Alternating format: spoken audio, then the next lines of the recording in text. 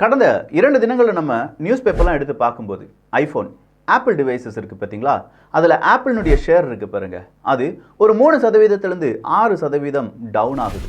கிட்டத்தட்ட ஆப்பிள் நிறுவனத்துக்கு ஏற்பட்ட லாஸ் மட்டுமே 16 லட்சம் கோடி ரூபாய் அப்படின்னு சொல்கிறாங்க.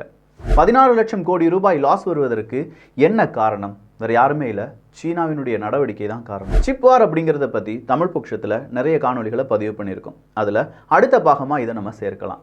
சிப் வார் அப்படின்னு சொல்லும்போதே இன்வெஸ்ட்மெண்ட் அப்படிங்கிறது தான் இங்கே பெரும் பேசு பொருளாக மாறிட்டு இருக்கு. இந்தியா இன்வெஸ்ட்மெண்ட் பண்ணியிருக்காங்க, யூரோப், ஜப்பான் இப்படின்னு சொல்கிற பல நாடுகள் இந்த சிப் இண்டஸ்ட்ரியில் அவங்களுடைய இன்வெஸ்ட்மெண்ட்டை அதிகப்படுத்தியிருக்காங்க. ஏன் சிப் இண்டஸ்ட்ரியில் இன்வெஸ்ட்மெண்ட் அப்படிங்கிறது அதிகப்படுத்தப்பட்டிருக்கிறது? ஐஃபோன் ஆப்பிள் நிறுவனம் அப்படின்னு சொல்லும்போது அதனுடைய ஷேர் இடிந்து வருவதற்கான காரணம் என்ன? சீனாவுக்கும் அமெரிக்காவுக்கும் இடையே நடக்கக்கூடிய இந்த சிப் யுத்தம் அடுத்ததாக எங்கே போய் நிற்கும்? அதை தான் இந்த ஒரு பதிவில் பார்க்க போகிறோம். அன்பு தமிழஞ்சங்களுக்கு தமிழ் பொக்கிஷத்தின் வணக்கங்கள்.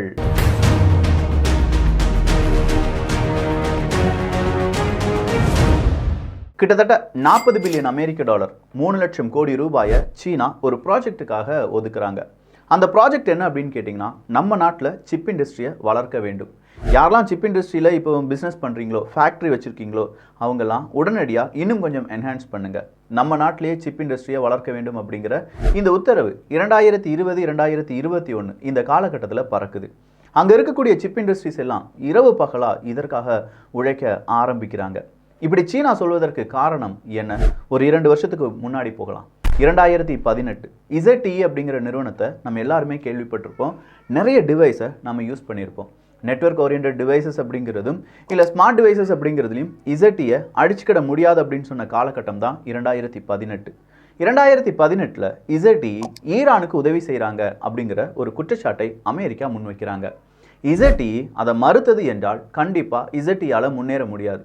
அந்த நேரத்தில் அமெரிக்காவினுடைய சிப்செட் ZTEக்கு தேவைப்பட்டுச்சு. ஸோ அமெரிக்கா என்ன சொல்கிறாங்களோ அதுக்கு நாங்கள் ஓகே சொல்கிறோங்கிற பெயரில் ZTE சமாதானமான ஒரு நடவடிக்கையில் ஈடுபடுறாங்க. இது 2018 நாம் கரெக்டாக 1 இயர். 2019 எகெயின் ஹுவாவே நிறுவனத்தினுடைய மிக முக்கியமான ஒரு தலைவர் கைது செய்யப்படுறாங்க. தலைவருடைய மகள் அப்படின்னு வச்சுக்கோங்க. நிறைய விதமான ஊழல் நடந்திருக்கு, எங்களை நீங்கள் உளவு பார்க்குறீங்க, சிப்செட் வழியாக உளவு பார்க்குறீங்க, எனவே உங்களை நாங்கள் கைது பண்ணுறோம் அப்படின்னு சொல்லி கனடா அரசாங்கம் அவங்கள கைது பண்ணுது. அப்படி கைது பண்ணது கனடா அரசாங்கமாக இருந்தாலும் அதுக்கு பின்னாடி இருந்தது யார் அப்படின்னு பார்த்தீங்கன்னா அமெரிக்கா தான். இங்கே யார் தலைவன் அப்படிங்கிறதுல போட்டி கிடையவே கிடையாது. யார் தலைவன், யார் இந்த பூமியை கட்டுப்படுத்துவது, அந்த பூமியினுடைய நகர்வுகளை கட்டுப்படுத்தக்கூடிய முக்கியமான பொருள் என்ன, அதை யார் கட்டுப்படுத்த போகிறாங்க, அதுதான் இங்கே இருக்கக்கூடிய போட்டி.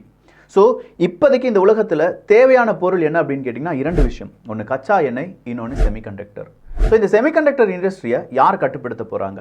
இந்த போட்டியில் தான் சீனாவும் அமெரிக்காவும் குதிக்கிறாங்க. 2019 ஹுவாவே நிறுவனம் அவங்களுடைய அந்த மொபைல் ஃபோன் இண்டஸ்ட்ரி அப்படிங்கிறது நம்பர் 1 இடத்துல இருக்குது. ஹுவாவே அடிச்சுக்கிட ஆளே கிடையாது. ஐஃபோன் கூட கொஞ்சம் தடுமாற்றத்தில் இருந்த காலகட்டம். ஹுவாவே நிறுவனத்துக்கு எதிராக அமெரிக்காவினுடைய இந்த தடை, ஹுவாவே நிறுவனத்தினுடைய தலைவரை கைது பண்ணிட்டாங்கன்னு சொன்னோன்னே அதனுடைய மார்க்கெட் கொஞ்சம் கொஞ்சமாக இடியுது. அப்படி இடியும் போது அது சீன அரசாங்கத்துக்கு மிகப்பெரிய ஒரு பிரதிபலிப்பாக மாறுது. ஹுவாவே நிறுவனத்தினுடைய மொபைல் இண்டஸ்ட்ரியை மட்டும்தானே நீங்கள் அழிச்சிங்க, நெட்வொர்க் டிவைசஸை எங்களால் அழிக்க முடியாது, நாங்கள் அழிக்க விட மாட்டோம் அப்படின்னு சொல்லி சீனா நெட்வொர்க் டிவைசஸை சூப்பராக மாற்றுறாங்க. சொல்லப்போனால் 2021-22 அவங்களுடைய அந்த லாபம் அப்படிங்கிறது மட்டுமே 2 மடங்காக மாறுது. எகெயின் ஹுவாவே இண்டஸ்ட்ரியினுடைய 5G நெட்வொர்க் டிவைசஸ் இல்லாட்டி மொபைல் டிவைசஸ் அப்படிங்கிறத களமிறக்கி இருக்கிறார்கள் 2023. ஒரு வாரத்துக்கு முன்னாடி தான். ஒரு வாரத்துக்கு முன்னாடியா? அப்படியே நிப்பாட்டு. அமெரிக்காவினுடைய முக்கியமான ஒரு நபர் சீனாவுக்கு வந்திருந்தாரே அப்படின்னு கேட்டால் எஸ், அவர் வந்திருந்த போது தான் சீனா அமெரிக்கா தெரியாமையே ஒரு ஆப் அடித்தாங்க அப்படிங்கிறத இங்கே பார்க்க போகிறோம். ZTE நிப்பாட்டியாச்சு, ஹுவாவே நிறுவனத்தை கைது பண்ணியாச்சு, முக்கியமான தலைவரை கைது பண்ணியாச்சு, ஒரு சட்டத்தையும் கொண்டு வந்தா என்ன அப்படின்னு சொல்லி அமெரிக்கா யோசிக்கிறாங்க.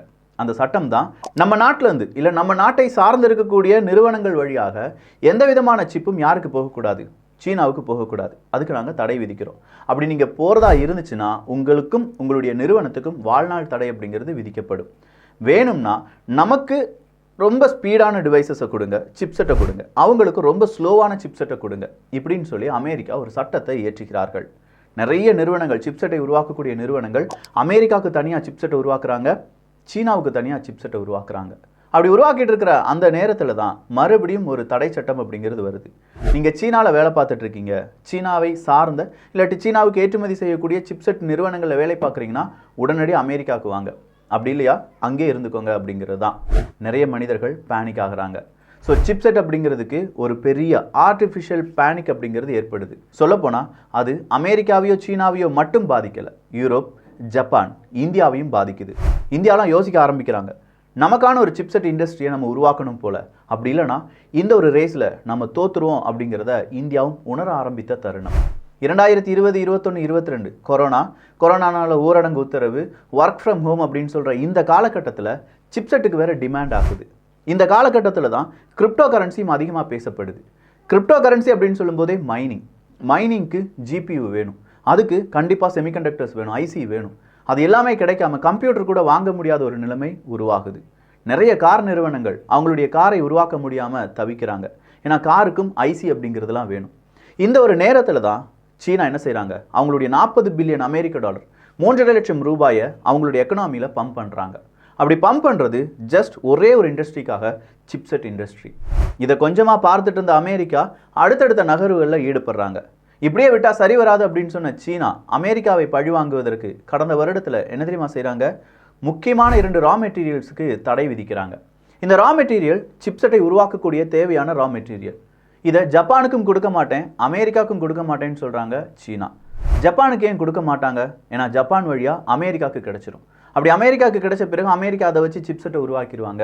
ஸோ முக்கியமான இந்த முடிவை சீனா எடுத்த பிறகு அமெரிக்காவும் நிறைய பொருளாதார தடைகள், எப்படியாவது சிப்செட்டை நம்ம வளர்க்க வேண்டும், சிப்செட்டினுடைய நிறுவனங்களை இங்கே வளர்க்க வேண்டும் அப்படிங்கிற அந்த ஒரு இன்ட்ரெஸ்ட்டுக்கு போயிட்டாங்க, ஒரு எக்ஸ்ட்ரீமுக்கு போயிட்டாங்கன்னே சொல்லலாம். கரெக்டாக தைவானை இந்த இடத்துல அமெரிக்கா பயன்படுத்த ஆரம்பிக்குது. ஏன்னா உலகத்திலேயே அதிக சிப்செட்டை உருவாக்குவதும் ரொம்ப லேட்டஸ்ட் டெக்னாலஜி, அதிநவீன R&D செய்கிறது, ரிசர்ச் அண்ட் டெவலப்மெண்ட் செய்வது எல்லாமே தைவான் சிப் இண்டஸ்ட்ரி தான். ஸோ தைவானுடைய சிப் இண்டஸ்ட்ரியை அவங்க நாட்டுக்கு வரவழைப்பதற்காக ஒரு இடம் அப்படிங்கிறது கொடுக்கப்படுது. தைவானுடைய அந்த சிப் இண்டஸ்ட்ரி நிறுவனமும் என்ன சொல்கிறாங்க, நாங்கள் அமெரிக்காவில் எங்களுடைய பிரான்ச்சை தொடங்க போகிறோம் அப்படின்னு சொல்கிறாங்க. தைவான் சிப் இண்டஸ்ட்ரியில் இருக்கக்கூடிய ஊழியர்கள், தைவானை சார்ந்தவர்கள், நம்ம நாட்டுக்கு இந்த ஒரு சிப் இண்டஸ்ட்ரி மட்டும்தான் பெரிய ஒரு இன்கமாக இருக்குது, நீ அமெரிக்காவில் தொடங்கிட்டீங்கன்னா நம்ம நாட்டை யாருமே மதிக்க மாட்டாங்க, நீ மொத்தமாக பூட்டிட்டு எங்கே போயிடும், அமெரிக்காவுக்கு போயிடுவியா அப்படிங்கிற கேள்விக்கு தைவானுடைய அந்த இண்டஸ்ட்ரி, அந்த நிறுவனம் சொல்லுது, இல்லை நான் போக மாட்டேன், பயப்படாதீங்க, நாங்கள் நிறைய பிரான்ச்சஸ் தான் தொடங்குறோமே தவிர ஹெட் ஆஃபீஸ் அப்படிங்கிறது தைவானில் தான் இருக்கும் அப்படிங்கிற முடிவுக்கு வராங்க. கடைசியாக அமெரிக்காவை எப்படியாவது பழி வாங்கணும் அப்படின்னு யோசிச்சுட்டே இருந்த சீனா, இந்த ஜினா ராய்மாண்டோ அப்படிங்கிறவர் நேராக சீனாவுக்கு வரார். ராய்மாண்டோ சீனாவுக்கு வரும்போது ஹுவாவே நிறுவனம் அவங்களுடைய மேட் 60 அப்படிங்கிற ஒரு ஸ்மார்ட் ஃபோனை இன்ட்ரடியூஸ் பண்ணுறாங்க. சொல்லப்போனால் வெளியில் விடுறாங்க. Made 60 7 nanometer technology. இந்த 7 நானோமீட்டர் இந்த செமிகண்டக்டர் டெக்னாலஜி அப்படிங்கிறது அந்த காலத்தில் இப்போவும் இருக்கக்கூடிய லேட்டஸ்ட் டெக்னாலஜி. இந்த லேட்டஸ்ட் டெக்னாலஜியுடன் ஹுவாவே ஒரு ஸ்மார்ட் ஃபோனை வெளியில் விட்டாங்க. இதை கொஞ்சமாக கவனித்த அமெரிக்காவுக்கு அடுத்ததாக ஒரு ஷாக். எப்படி இந்த கொமர்ஸ் செக்ரட்டரி சீனாவுக்குள்ளே போயிட்டு அமெரிக்காவுக்கு திரும்ப வந்தார், அடுத்த நாள் சீனாவிடமிருந்து ஒரு அறிவிப்பு வருது, சென்ட்ரல் கவர்மெண்ட்டில் இருக்கக்கூடிய எம்ப்ளாயீஸ் நீங்கள் யாரும் உங்களுடைய ஒர்க் லொக்கேஷனுக்கு ஐஃபோனை கொண்டு வரக்கூடாது. பெரிய அடி. ஐஃபோனை கொண்டு வரக்கூடாதுன்னா சீனா தான் பிக்கெஸ்ட் மார்க்கெட் ஐஃபோனை பொறுத்த வரைக்கும். 3வது பிக்கெஸ்ட் மார்க்கெட் உலக அளவில் கன்சியூமர்ஸ் அப்படின்னு சொல்கிறது சீனாவில் தான் அதிகமாக இருக்காங்க. உலக அளவில் வாங்கக்கூடிய திறனில் 18% சீனாவை நம்பி மட்டுமே இருக்குது அப்படின்னு சொல்லலாம். ஸோ அப்படிப்பட்ட நாடு நீங்கள் ஐஃபோனை ஒர்க் லொக்கேஷனுக்கு கொண்டு வரக்கூடாது அப்படின்னு சொல்லி சென்ட்ரல் கவர்மெண்ட்டில் இருக்கக்கூடிய எம்ப்ளாயீஸுக்கு ஒரு அறிவிப்பை கொடுக்குது. ஆனால் சென்ட்ரல் கவர்மெண்ட் எம்ப்ளாயீஸோடு இதை நிப்பாட்டிட்டாங்களா? இல்லை. நேராக ஸ்டேட் ஓன்டு ஃபர்ம்ஸ், எங்கேயாவது அரசாங்கம் சம்பந்தமான தொழிற்சாலைகள்லாம் இருக்குது, இல்லை அதில் நீங்கள் வேலை செய்கிறீங்கன்னா நீங்கள் ஐஃபோனை ஒர்க் பிளேஸஸ்க்கு கொண்டு வரக்கூடாது. சொல்லப்போனால் நீங்கள் ஐஃபோனை யூஸ் பண்ணக்கூடாது. நம்முடைய பிராண்ட், நம்முடைய ஹுவாவே நிறுவனத்தினுடைய மேட் 60 ப்ரோ அப்படிங்கிற மொபைல் ஃபோன் வந்திருக்கு, அதை யூஸ் பண்ணிக்கோங்க அப்படிங்கிற அன்அஃபிஷியல் செய்தி எல்லாருக்குமே பரவுது. அப்படின்னா ஃபாக்ஸ்கான் நிறுவனம் என்ன செய்வது? ஃபாக்ஸ்கான் நிறுவனம் சீனாவில் இருக்கக்கூடிய ஒரு நிறுவனம்.